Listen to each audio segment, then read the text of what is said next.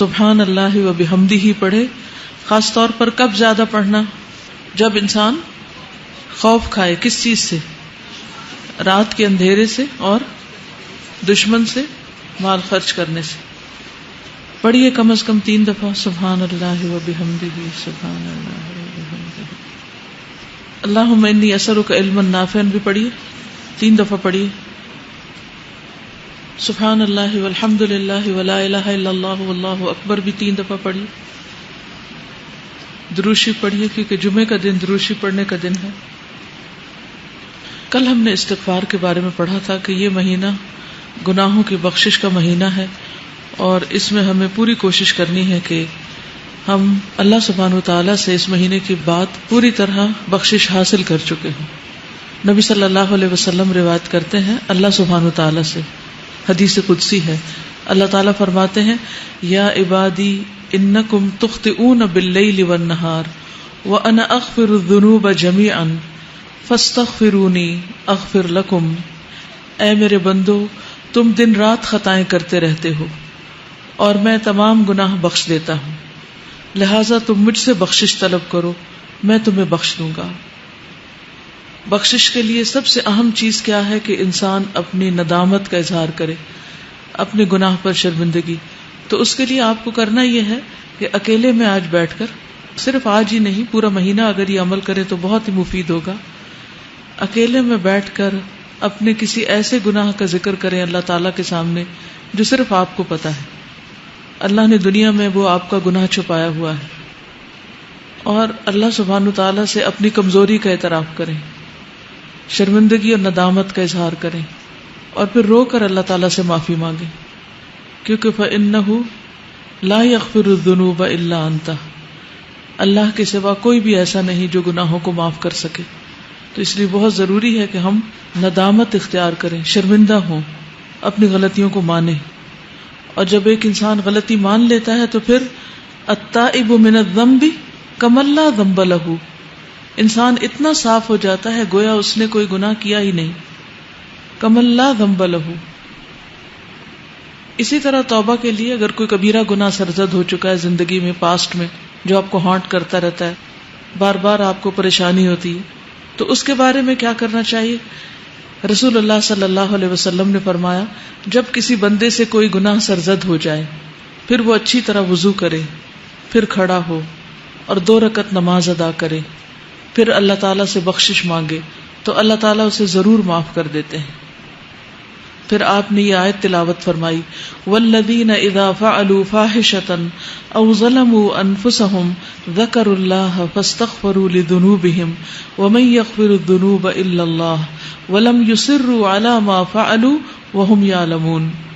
اور پرہیزگار وہ لوگ ہیں کہ جب ان سے کوئی بے حیائی کا کام ہو جائے، انسان ہے نا، غلطیاں ہو جاتی ہیں اور بعض اوقات تو ہم ریئلائز بھی نہیں کرتے کوئی غلطی ہو چکی ہے، یا وہ اپنی جانوں پر ظلم کر بیٹھے تو وہ فوراً اللہ کو یاد کرتے ہیں، دیر نہیں لگاتے اور اپنے گناہوں کی معافی مانگتے ہیں.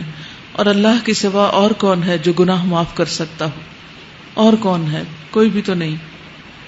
ساری دنیا بھی اگر ہمیں پاک باز پاک دامن قرار دے دے اور یہ کہے کہ آپ تو بہت ہی نیک لوگ ہیں، اور سرٹیفکیٹ جاری کر دے اور ایوارڈ اس پر دے دے ہمیں کہ ہم نیک ہیں، لیکن ہم نیک نہیں ہو سکتے جب تک کہ ہمیں اللہ سبحانہ تعالیٰ کی طرف سے نجات کا پروانہ نہ مل جائے. تو اس لیے بہت ضروری ہے کہ ہم خاص طور پر اللہ سبحانہ تعالیٰ کی طرف رجوع کریں، اور نماز جو کہ برائیوں کو مٹا دیتی ہے تو توبہ کے نوافل کا اہتمام کریں. یعنی جب بھی دل میں پریشانی آئے کسی گناہ کی تو اس کے علاج کے لیے نفل پڑھیں، اور پھر وہ دانستہ اپنے کیے پر اصرار نہیں کرتے.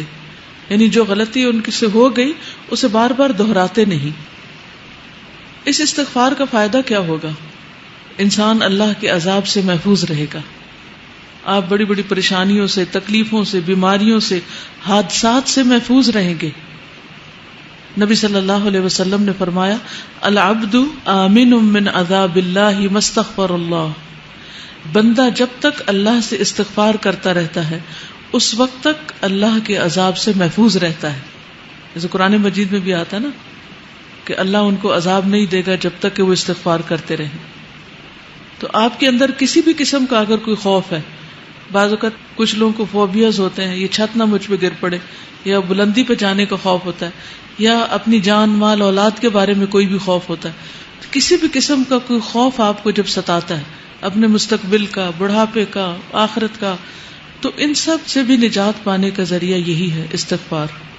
کیونکہ العبد آمن من عذاب اللہ ما استغفر اللہ، بندہ اللہ کے عذاب سے امن میں ہے. اللہ تعالیٰ ایسے بندے کو عذاب نہیں دے گا جب تک کہ وہ استغفار کرتا رہتا ہے. انسان کے گناہ خواہ آسمان کی بلندیوں تک پہنچ جائیں، لیکن اگر وہ اللہ سے معافی مانگتا ہے تو اللہ تعالیٰ اس کو معاف کر دیتا ہے، اور اللہ تعالیٰ کو اس کی کوئی پرواہ نہیں. یعنی ایک تو یہ ہوتا ہے نا کہ ہم جیسے کسی کو معاف کر کے بھی معاف نہیں کرتے، بار بار وہی غلطی دوسرے کی دہراتے رہتے ہیں، یا اپنے آپ کو رلاتے رہتے ہیں، یا اس پر تکلیف محسوس کرتے ہیں. لیکن اللہ سبحانہ و تعالیٰ اتنی وسعت والا ہے، علم والا ہے، حلم والا ہے کہ اس کو کسی بھی ایسی چیز کی کوئی پرواہ نہیں کہ وہ کس کا کتنا بڑا قصور معاف کر دے. اس کے خزانوں میں کوئی کمی نہیں آتی، اس کے لیے کچھ مشکل نہیں، نہ اس کے اندر بخل ہے اور نہ کسی قسم کا کوئی حسد ہے. وہ خوشی سے معاف کرتا ہے، بس شرط یہ ہے کہ ہم معافی مانگنے والے ہوں. اور ہر انسان خطا کار ہے، اور بہترین خطا کار وہ ہیں جو بہترین اور بہت زیادہ توبہ کرنے والے ہیں، التوابون ہیں. اور پھر یہ بھی خوشخبری ہے کہ آپ کے گناہ نیکیوں میں بدل جائیں گے. یعنی جو غلطیاں، کوتاہیاں، کمیاں ہو گئی وہ الٹا نیکی میں بدل جائیں گی. اور خصوصاً جب انسان استغفار کرتا ہے اور جیسے کوئی نیا مسلمان ہوتا ہے. اسی طرح اپنی بک آف ڈیڈ کے بارے میں کبھی کبھی ہمیں ضرور فکر لگتی ہے کہ پتہ نہیں اس میں کیا لکھا ہوا کس درجے کا سامنے آئے گا، اور اسے دیکھ کر ہماری کیفیت کیا ہوگی، ہمیں اتنی شرمندگی ہوگی، ہم اسے فیس کر سکیں گے یا نہیں. تو جو شخص چاہتا ہے کہ اپنا صحیفہ دیکھ کر خوش ہو جائے، اسے چاہیے کہ استغفار کی کثرت کر دے، کیونکہ اس میں سے وہ سارے انوانٹیڈ چیزیں رب ہو جائیں گی، اریز ہو جائیں گی، صاف ہو جائیں گی.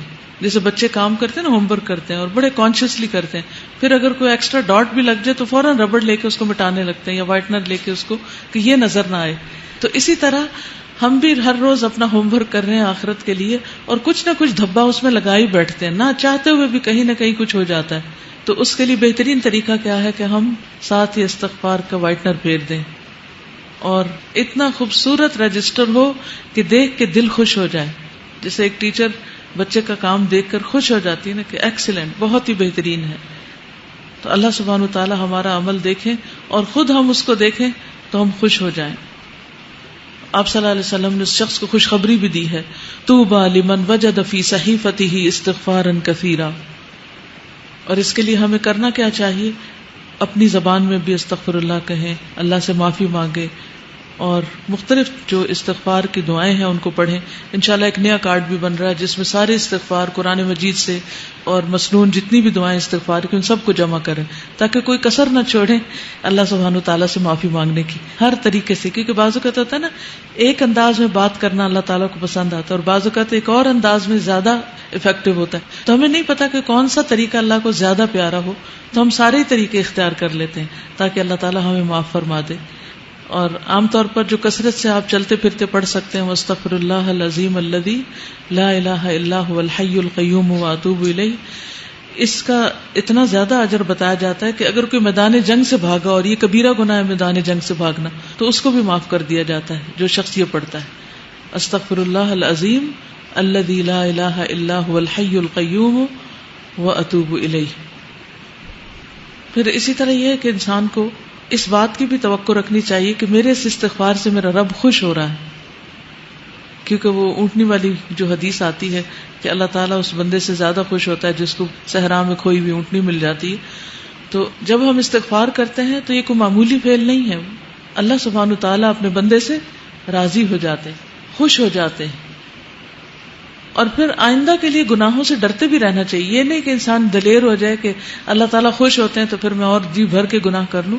نہیں، مومن جو ہے وہ گناہ کو اپنے اوپر پہاڑ کی طرح سمجھتا ہے، جیسے کوئی پہاڑ گر گیا اس پر، اتنا پریشان ہوتا ہے، وہ اتنا تکلیف اٹھاتا ہے گناہ کر کے. اور منافق جو ہوتا ہے یا فاجر، وہ ایسے جیسے ناک پہ بیٹھی مکھی اور اس کو ہاتھ کے اشارے سے اڑا دے، یعنی اسے معمولی سی چیز ہے. اور پھر صبح شام سید الاستغفار بھی انسان پڑھتا رہے، اور ہر مجلس کے اختتام پر، جیسے حالانکہ ہم قرآن پڑھ رہے ہوتے ہیں لیکن پڑھتے اور پڑھاتے ہوئے ہو سکتا ہے کوئی ایسی بات منہ سے نکل جائے جو اللہ تعالیٰ کو پسند ہے، اور بھول چوک تو لازم ہے، ہو ہی جاتی ہے، نہ کرتے ہوئے بھی ہو جاتی. تو ایسی ساری چیزوں اور کمیوں کوتاہیوں کا جو طریقہ ہے وہ پھر استغفار میں ہی ہے. اور وہ کیا ہے؟ سبحانک اللہم و بحمدک اشہد ان لا الہ الا انت استغفرک و اتوب الیک.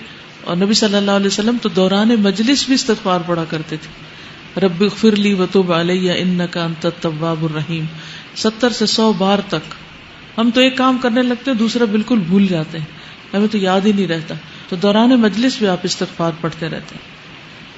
اور پھر سب سے بڑی بات یہ ہے کہ دلوں کی صفائی ہوتی رہتی، دل چمکتے رہتے ہیں. کیونکہ دل اگر چمکتے رہیں گے تو ہم خوش بھی رہیں گے، اور نہ کوئی خوف ہوگا نہ غم ہوگا. اور جو بھی مزید کام کریں گے ان کی کوالٹی بھی بڑھ جائے گی. مثلاً اگر ہم نماز پڑھیں گے تو نماز کی کوالٹی بڑھ جائے گی. چلیے.